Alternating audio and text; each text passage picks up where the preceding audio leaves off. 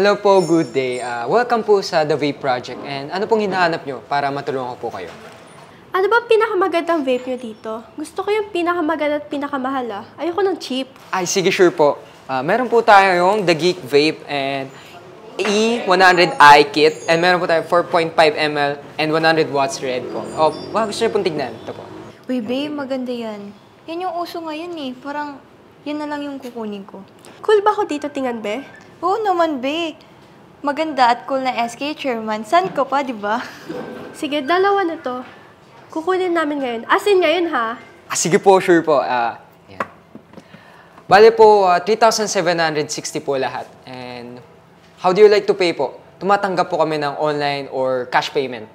Ha? Anong bayad? Asa ka naman. Hoy, hindi mo ba kami kilala dito?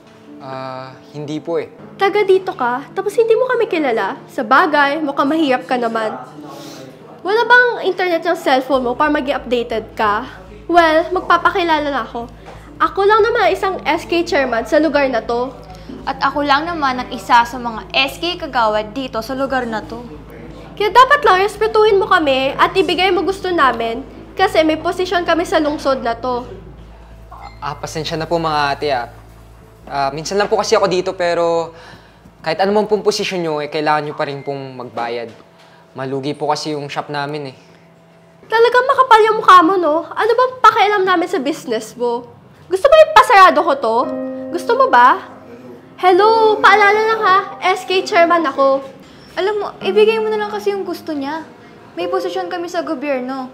Kaya malakas yung kapit namin sa taas. Isang sabi lang namin na ipasara to, magsasara to, ano? Teka, sandali, mga SK, ha? Mawalang galang na po mga madam. Kaya ako pa kayo naririnig at pinagmamasdan.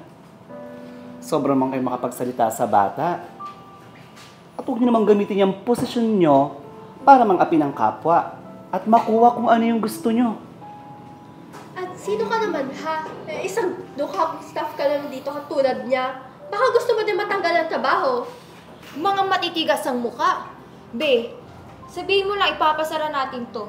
Di nila tayo kilala eh. Pasensya na po mga ate. Pero wag naman sana. Sana maintindihan nyo rin na business to. Ang dami rin po akong mga suki. Huwag nyo naman ipasara.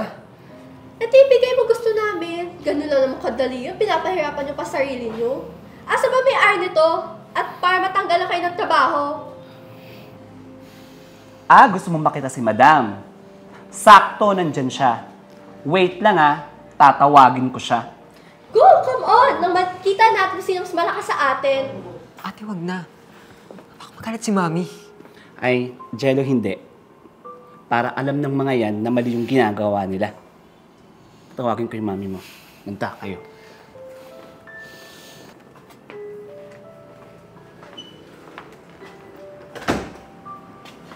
Ayan po sila, Mayor. Mga mapang-abos sa kapangyarihan nila. Mga SK kayo? SK chairman at SK kagawad? Tama ba? Bakit dinadala niyo yung mga title niyo dito? Office ba to? Vape shop to na anak ko Be, anak pala ni Mayor yung inaangasan natin. Sabi ko sa'yo, wag dito. Tumigil ka nga. Mayor, hindi naman po namin ginagamit posisyon namin.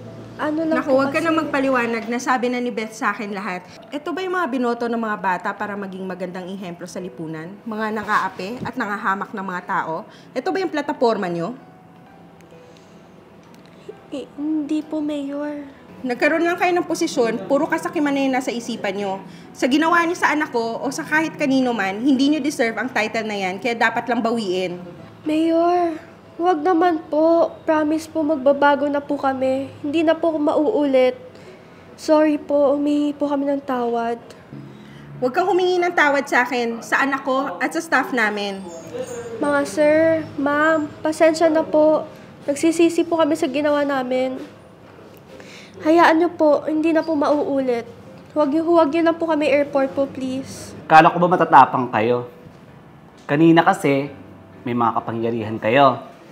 Huwag kasing ganyan. Nadadamay yung mga taong matitino dahil sa mga ugali yung sugaba.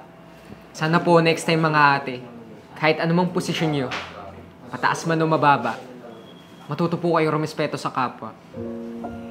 Hindi naman panghabang buhay yung posisyon nyo eh.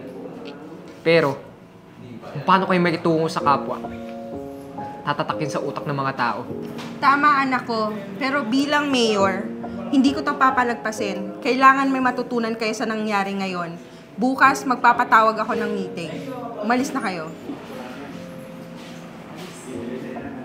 Beko kasi, napakayapang mo. For sure, mahawalan ka tuloy ng trabaho mo. Ano ako lang? Tayong dalawa yun, di ba?